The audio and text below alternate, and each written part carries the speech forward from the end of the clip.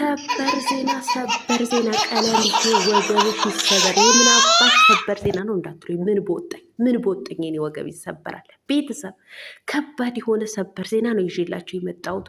ውሽሚት እንግዲህ ትላንትና እንዳያችሁት ለጋሽ አሸብር ለውሽማዋ ፕራንክ አድርጋው ነበረ።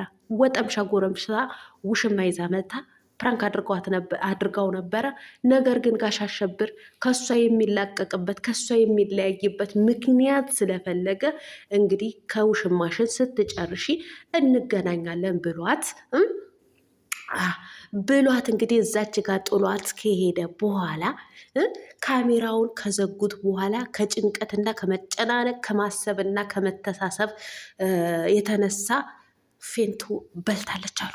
ፌንት ስትበላሉ በፊት ለፊት በግንባሯ ነው አሉ አክሮባት የተገለበጠችው በግንባሯ። እንግዲህ ይታያችሁ እንደምታዩት ግንባሯ ደም አለበት ማለት ነው። አሁን ሆስፒታል ላይ ትገኛለች ብለው እንግዲህ አንዳንድ ውስጥ አዋቂ የሆኑ ፎቶዋን ፖስተውታል። ውሽምብዬ ምን አገኘሽ እናቴ? እንደው ለውሽማሽ ውሽማ ደብል ውሽማ ማለት ነው። እንደው ለውሽማሽ ደብል ውሽማ ይዘሽ መጥተሽ ፕራንክ ታደርጊዋለሽ። ታዲያ አስበሽበት አቅደሽበት ፕራንክ ካደረግሽ በኋላ የምን ፌንት መንቀል ነው? የምን መንቀጥቀጥ ነው? እንደው እንኳ አላቅልሽም ከሱ ጋር ጨርሺ ሲልሽ አብርሃም አልኩኝ ጋሽ አሸብር እያለ ወባ እንደያዘው ሰው እንደ መንቀጥቀጥ ፌንት እንደ መብላት አትሆኝን ነበር። በዛን ሰዓት ሆዱ ራርቶለት ይቆም ነበር ጋሽ አሸብር ማለት። ለነገሩ ምን ይቆማል እናቴ? ሰበብ ነበርኩ ከአንቺ ጋር የሚላቀቅበት ሰበብ ነበር እየፈለገ ያለው። ነገሩ ተሳክቶለታል። ምን ይሳካለታል እናቴ?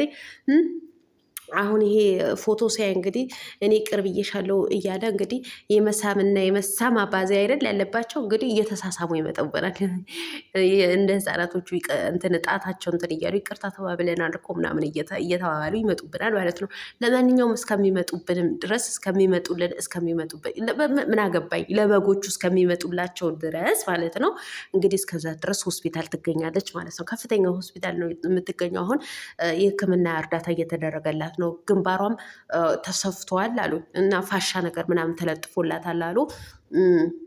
እሱ ቆየት ብለን ፎቶውን እንልክልሻለን ብለውኛል ማለት ነው። ይህ እንኳ ሲዟዟሩ ነው ያገኘው። ኧረ እባካችሁ ፋሻ የለጠፈችበት ቦታ ምናምን ስል እንልክልሻለን ቀለምዬ አንቺ ብቻ ተቀደጂ አሉኝ። እኔ ስለመቀደድ ማን አለብኝ? ቤተሰብ ማን አለብኝ? እና ኮፒ ሊንክ አድርጉ እናንተ። የዩቱብ ቻናል እኮ ሞተ ቀሰቀሰ ማለት ነው። እና ኮፒ ሊንክ እያደረጋችሁ ላይክ እያደረጋችሁ ሼር እያደረጋችሁ አንቀሳቅሱት። አይዞሽ ውሽሚትዬ አንቺም ጥሩ አልሰራሽን። ደብል ውሽማ ይዘሽ መተሽ ልጁ ፌንት አታስነቂው ነበር። እሱ ራሱ ወንድ ስለሆነ ነው እንጂ በዛን ሰዓት እኮ ፌንት ሊነቅል ምን ፌንት ይነቅላል እናት? የሚያመልጥበት መንገድ ነበር እየፈለገ የነበረው እና ጋሽ አሸብር እውነቴን ነው ጥሩ አልሰራሽም።